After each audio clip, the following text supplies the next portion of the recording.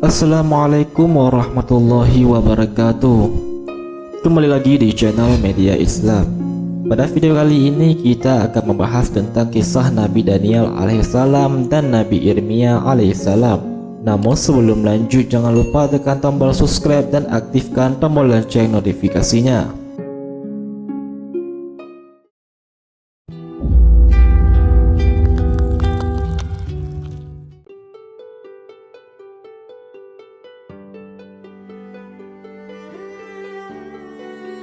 Dalam kisah Nabi Daniel alaihissalam, memang tidak terlepas dengan Nabi Irmia atau Nabi Armia.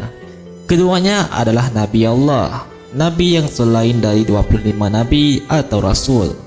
Raja Nebukadnezar datang ke Baitul Maqdis dari Syria, lalu membunuh kaum Bani Israel, merampas kota Baitul Maqdis dengan aksi kekerasan dan menawan anak cucu mereka, yang salah satunya adalah Nabi Daniel alaihissalam.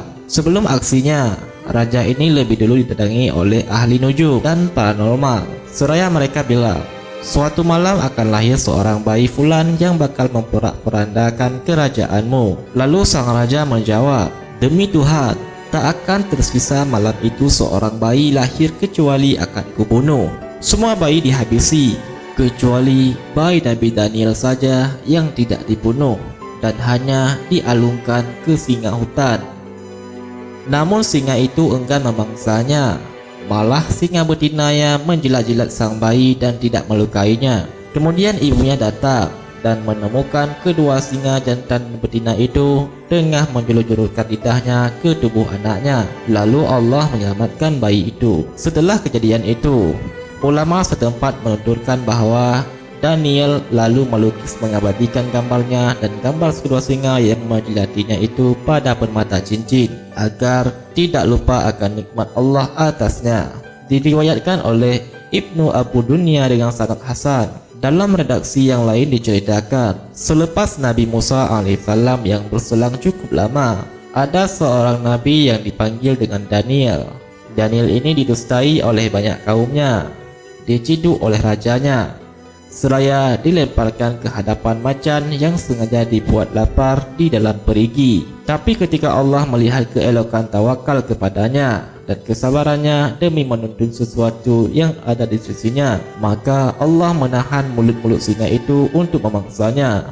Malah ia berdiri dengan kedua kakinya di atas singa itu.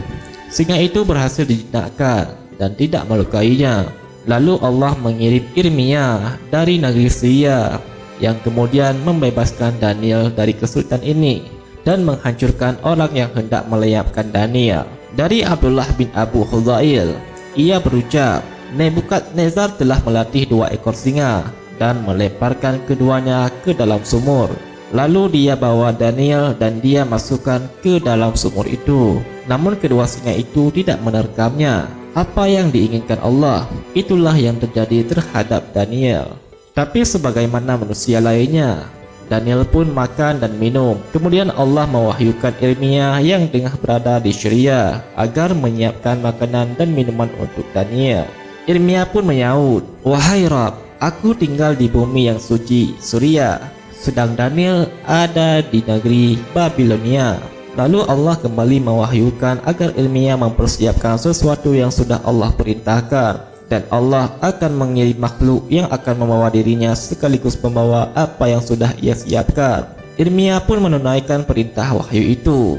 Lalu Allah mengutus makhluk yang membawa Irmia sekalian membawa segala sesuatu yang sudah disiapkannya, hingga sampai di mulut sumur itu tempat Daniel tergolek. Daniel menyambut dengan bertanya, siapa Anda? Saya Irmia, jawabnya. Siapa yang membawamu? Tanya Daniel. Rabbmu mengutusku agar aku menemuimu, kata Irmia. Daniel menimpali, dia Rabb menyebut aku. Ya, jawab Irmia. Ucap Daniel, segala puji bagi Allah, zat yang tidak melupakan orang yang mengingatnya. Segala puji bagi Allah, zat yang tidak mengecewakan orang yang mengharapnya. Segala puji bagi Allah, zat yang barang siapa bertawakal kepadanya, niscaya Allah akan mencukupinya. Segala puji bagi Allah, zat yang barang siapa menaruh kepercayaan penuh kepadanya, maka Allah tidak akan mewakilinya kepada yang lain. Segala puji bagi Allah yang menganjal ihsan kebajikan dengan ihsan dan membalas keburukan dengan pengampunan. Segala puji bagi Allah yang membalas kesabaran dengan kejayaan.